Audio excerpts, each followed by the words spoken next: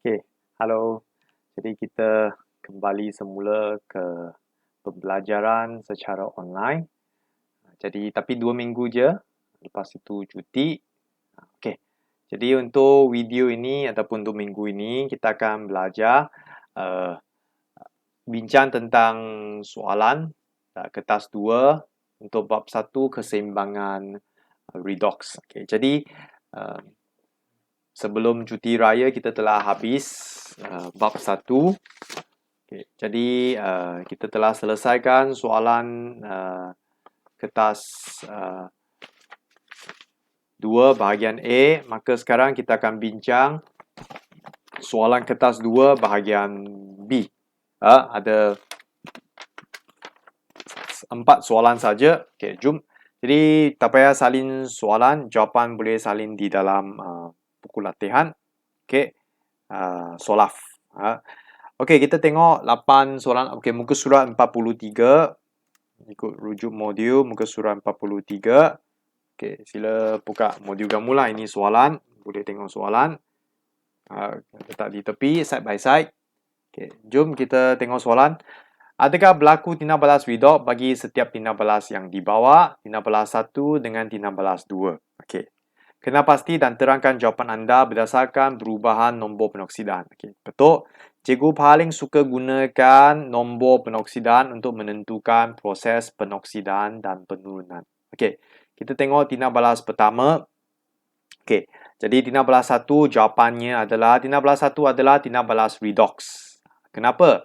Kerana nombor penoksidan ferrum. Okey, jadi cuba tengok sini ferrum. Okey, cikgu malas nak type semula lah. Kita letak di atas. Jadi ferrum di sini berapakah nombor penoksidan dia? 2. Jadi Fe2+. Kita kena ingat jadi positif 2. Nombor untuk Fe. Dan okey, untuk ini Mg dia berseorangan. Nombor penoksidan dia adalah 0. Betul. Kemudian yang ini Fe dia berseorangan. Nombor penoksidan dia adalah 0. Okey, sekarang Mg sudah berkahwin dengan SO4. Jadi nombor penoksidan dia adalah positif 2. Okey, jadi kita tengok nombor saja, sangat senang. Kalau nombor bertambah, kalau ada perubahan nombor penoksidan, maka tindak balas redox telah berlaku. Okey, contoh tindak balas 1, dia adalah tindak balas redox. Kenapa? Kerana nombor penoksidan ferrum berkurang dari positif 2 kepada 0. Okey. Dan nombor penoksidan magnesium Mg dia telah bertambah dari 0 ke positif 2. Maka tindak balas 1 adalah tindak balas redox. Okey, lepas itu kita terangkan nombor ini berkurang, betul tak? Jadi bahan ini telah mengalami penurunan kerana nombor penoksidan berkurang. Okey, manakala Mg nombor penoksidan dia bertambah, jadi Mg telah mengalami penoksidaan kerana nombor bertambah. Nombor penoksidan bertambah. Okay, 6 markah dapat 4 markah. Lepas itu tindak balas 2 bukan tindak balas redox. Okay. Kenapa? Kerana nombor penoksidan bagi semua unsur argentum, nitrogen, oksigen, natrium dengan klorin dia tidak berubah sebelum ataupun selepas tindak balas. Sebagai contoh, Ag positif, di sini positif 1, selepas tindak balas dia masih positif 1. Okey, Na pun sama, Na positif. Jadi selepas tindak balas masih tetap sama, Na positif 1 juga. Okey, maka nombor penoksidan dia kekal tidak berubah. Okey, selesai. Baik, soalan B. Berikut adalah formula bagi dua sepatian. Berdasarkan formula, nyatakan nombor penoksidan bagi unsur yang bergaris. Okey, kemudian namakan kedua-dua sepatian itu. Okey, jadi Cu jawapan dia adalah positif 2. Okey, kenapa? Jom kita ada jalan kerja. Cu kita tak tahu nombor penoksidan dia, kita letak X. X. Kemudian kita campur dengan O, kita tahu O adalah 2 negatif. Jadi nombor dia adalah negatif 2. Okay, sama dengan 0. Jadi akhirnya selesai secara matematik. X sama dengan negatif 2 bawa ke kanan. Jadi menjadi positif 2. Okay, so maka kita dapat jawapan positif 2. Okay, untuk yang ini dia rumit sikit. Okay, dia susah sikit. Contohnya K positif. Ingat tak? Jadi nombor dia positif 1. Kemudian Mn manggan kita tak tahu berapakah nombor peroksidan dia, kita letak huruf X, kemudian campur dengan O, kita tahu O adalah 2 negatif, jadi negatif 2. Kemudian O ini ada 4 biji, nampak tak? Jadi kita kena darab dengan 4 dan sama dengan kosong. Kosong kerana atas ini tak ada charge, jadi sama dengan kosong.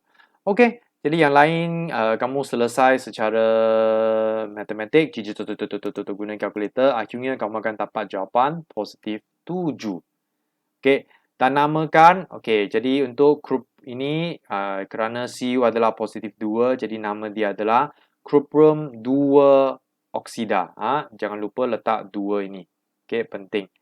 Okey, yang KMnO4 adalah kalium manganate 7. Jangan lupa letak 7 kerana nombor penoksidaan adalah positif 7. 4 markah.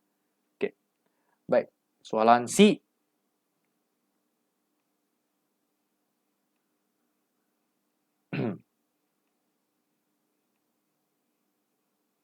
Okay. Baik, jadual menunjukkan pemerhatian bagi eksperimen mengkaji pengesaran halogen daripada larutan halidanya. Okey, eksperimen. Satu gas halogen yang berwarna perang. Okey, apakah halogen yang berwarna perang? Murid-murid kena ada idea ini dululah. Dialih ke dalam sebuah tabung uji yang mengandungi campuran larutan natrium iodida dan dichlorometana. Okey, larutan aqueous tak berwarna. Pemerhatian larutan aqueous dia tak berwarna, lapisan atas dia dan lapisan bawah dia larutan dichlorometana dia berwarna ungu. Masih ingat eksperimen ini kita masukkan, kemudian ujian pengesahan dichlorometana kita shake, dia akan membentuk 2 layer. Okey, kalau tak ingat tengok balik nota. Kebetulan ada sini. Nota ni. Nampak ke? Ting ting ting ting ting ting ting ting. Tak nampak. Tak apalah. Muka surat 8. Nota dia ada di muka surat 8. Okey, baik. Berdasarkan pemerhatian, namakan mesti bagi nama, berhati-hati, namakan gas halogen yang dialih ke dalam tabung uji. Kemudian nyatakan hasil tindak balas yang dapat dikesan oleh dichlorometana yang menunjukkan warna ungu dan jelaskan jawapan anda berdasarkan aspek-aspek berikut. Okey, aspek-aspek dia disusun seperti ini, jadi tak semestinya kita ikut. Kalau cikgu, saya sendiri nak terangkan proses penoksidaan dengan penurunan, saya suka bermula dengan setengah bersamaan. Saya selalunya mula dengan setengah bersamaan. Okey, jadi halogen, belajar kena hafal halogen tak banyak. Cinta BI, ingat tak? C, B, I. Jadi, chlorine, bromine, iodine. Selalunya 3 inilah. Okey, jadi gas yang warna perang itu adalah bromine. Jadi yang menunjukkan warna ungu itu dia adalah iodine. Kehadiran iodine. Iodine telah dihadir. Iodine telah hadir. Okey, jadi apakah konsep yang kena ada dalam soalan ini adalah kita tahu bahawa bromine adalah lebih atas daripada iodine. Maka bromine adalah lebih reaktif. Jadi bromine adalah lebih reaktif daripada iodine. Maka bromine dapat mengesahkan iodine daripada larutannya. Okey, ataupun kita boleh buat macam ni. Selalunya saya cerita macam ni. Pada suatu hari, bromine datang ke rumah Na yang berkahwin dengan I. Ingat tak? Okey, Na bercinta dengan I. Akhirnya, Bi ni dia lebih handsome, lebih cantik. Akhirnya Na berkahwin dengan siapa? Dia nak Br. Kasihan siapa dikeluarkan? Iodine dikeluarkan. Lonely. Ini bersamaan kimia. Kita boleh seimbangkan. Kita letak 2 di sini, 2 di sini. Okey, ini konsep dia lah. Okey, jadi seperti saya bagi tahu, cikgu suka mula dengan setengah bersamaan. Okey, jadi setengah bersamaan. Okey, bahan yang ada adalah bromine. Jadi kita bermula dengan bromine. Harap-harap murid-murid sudah hafal bersamaan ini. Okey, kemudian dalam soalan ini bahan dia adalah iodida. Jadi formula iodida adalah I negatif. Di sini I negatif yang main peranan. Okey, akhirnya I negatif ini akan menjadi iodine. Okey. Lepas itu kita kena terangkan dari segi perubahan nombor penoksidaan. Okey, jadi kita terangkan. Okey, nombor penoksidaan iodine. Jadi murid-murid mula-mula kena mengenal pastilah nombor penoksidaan berdasarkan daripada setengah bersamaan itu. Ini saya paling suka guna cara nombor penoksidan. I negatif. Berapakah nombor penoksidan dia? Negatif 1. Cantik. Okay, sorry. Lepas itu, I2 ini kosong. Nice.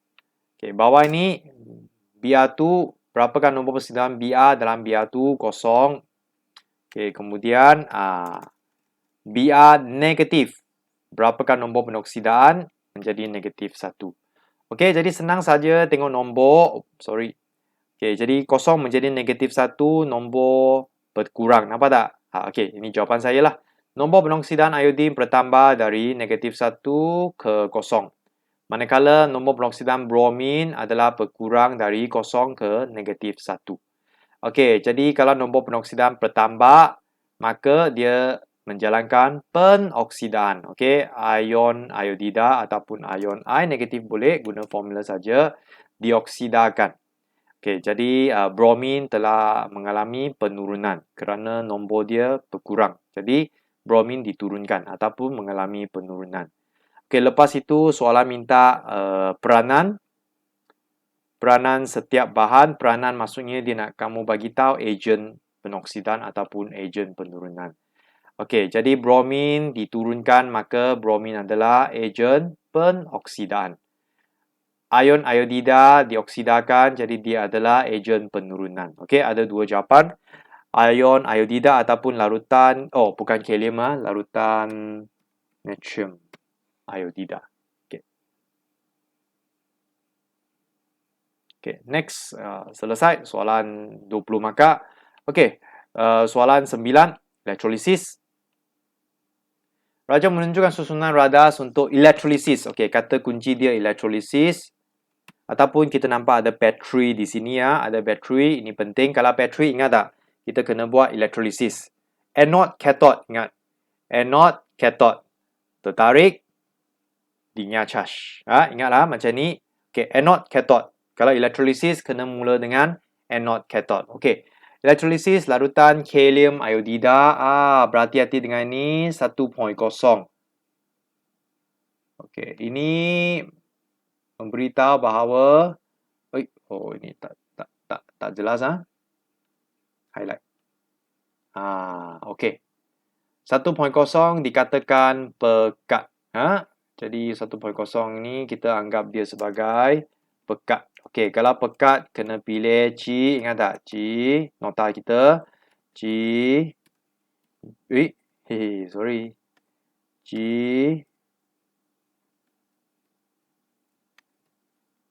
Kena pilih C. B. I. Cinta BI. Kalau pekat, cinta BI. Okey. So, jadi pemerhatian dia sudah bagi tips. Larutan yang tak berwarna di sekeliling akan menjadi kuning. Ada idea tak apa itu? Iodida. Iodine, yes. Tak apa. Kalau tak ada idea, tak apa. Kita nanti 4. Nampak 4 lah. 4. Kerana larutan, yes. Larutan penting juga. Larutan. Kalau larutan, pertama anode cathode. Larutan 4. 2 tertarik. Okey. Lebih kurang macam itulah. Okey, electrocarbon penting dia guna electrocarbon. Jadi kita kena buat anode cathode 4. Okey. Dan nilai inod diberikan. Okey. Baik. Okey, jadi kita terusnya. Okey. Baik, kita tengok contoh jawapan. Berdasarkan kepada Raja, nyatakan faktor yang mempengaruhi hasil elektrolisis. Jadi faktor murid-murid kena hafal.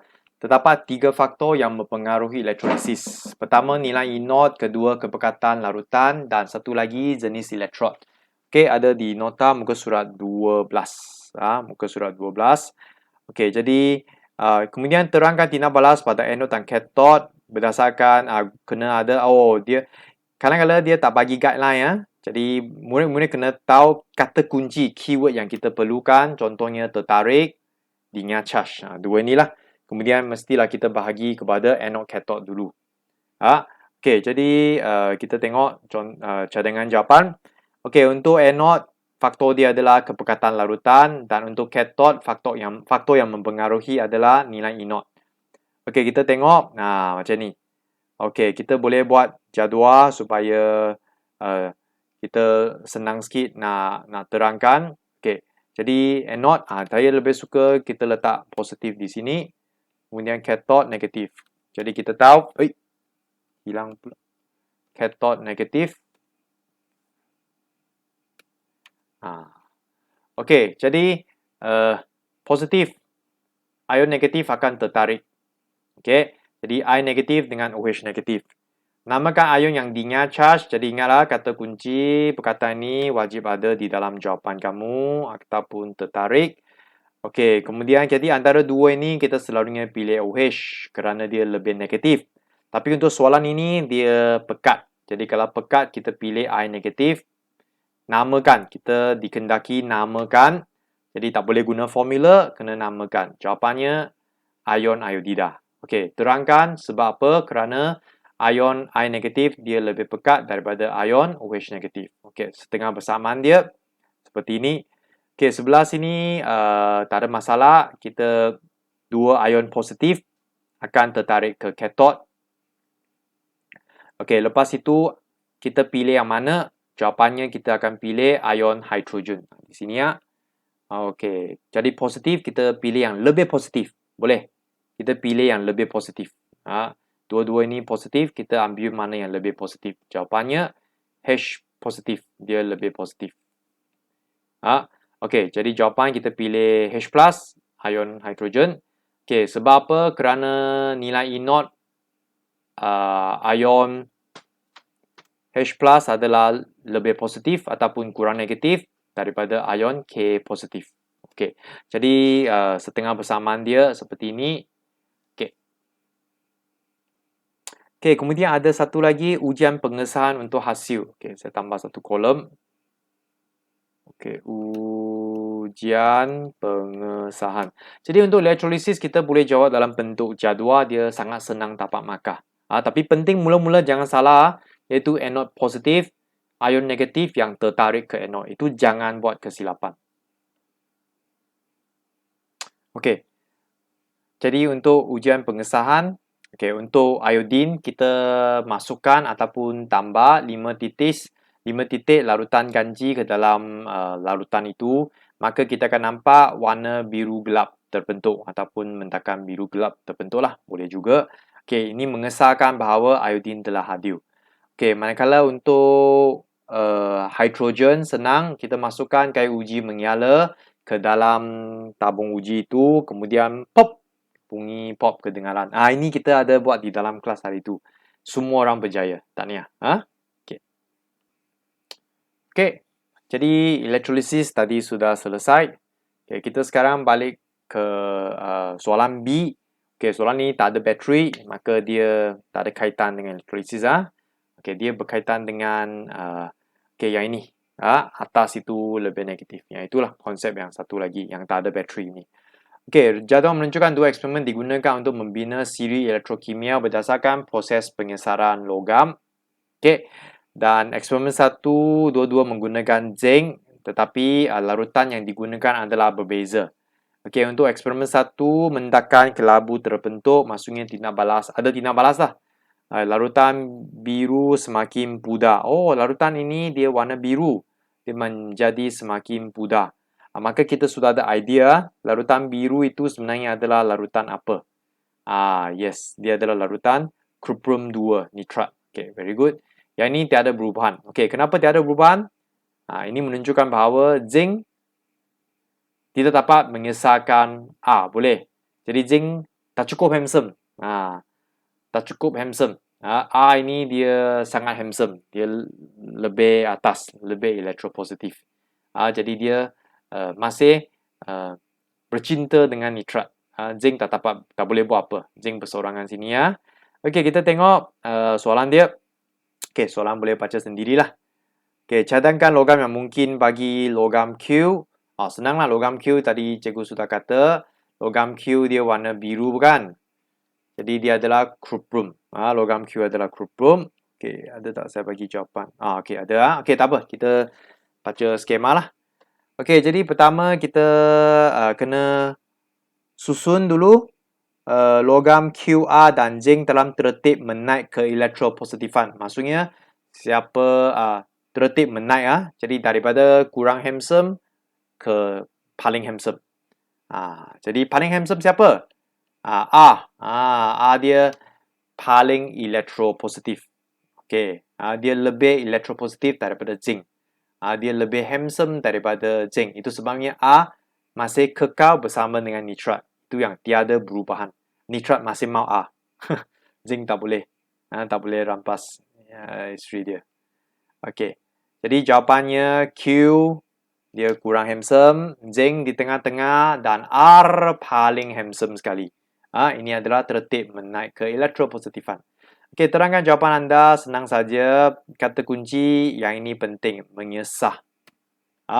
Zinc boleh mengesahkan Q daripada larutan Q nitrat kerana zinc lebih handsome. Bukan salah, tak boleh guna perkataan handsome. Zinc lebih elektropositif daripada Q. Okey, jadi kadang-kadang mungkin kita kendaki terang menggunakan nilai E naught. Bolehlah, kita boleh kata, ingat tak, atas itu nilai dia lebih negatif. Ingat tak, nilai E naught dia lebih negatif. Bolehlah, okey, bergantung kepada, tengok baca soalan. Sama ada dia nak terangkan, gunakan nilai E naught pun boleh. Jadi kita boleh kata nilai E naught zinc adalah lebih negatif. Okey, berbanding dengan Q lah. Okey, jadi setakat ini kita guna perkataan lebih elektropositif dulu. Okey, jadi zinc lebih atas. Jadi kita kata zinc adalah lebih elektropositif daripada Q. Okey, tapi untuk eksperimen 2, zinc tidak dapat mengesahkan A. Kerana zinc ini dia kurang elektropositif daripada A. Jadi zinc letak di bawah A lah. Okey. Cadangkan logam Q ialah kuprum dan tulis bersamaan kimia Zn pada suatu hari Zn bersorangan. Datang ke rumah siapa? Cu berkahwin dengan nitrat. Akhirnya Zn akan kahwin dengan nitrat. Siapa lonely? Cu lonely kan, kasihan. Itu yang larutan biru semakin pudar kerana Cu2+ telah diturunkan kepada Cu. Okey, maka selesai kot bahagian B. Okey, bahagian B itu saja untuk bahagian B. Kita sambung video seterusnya untuk bahagian C.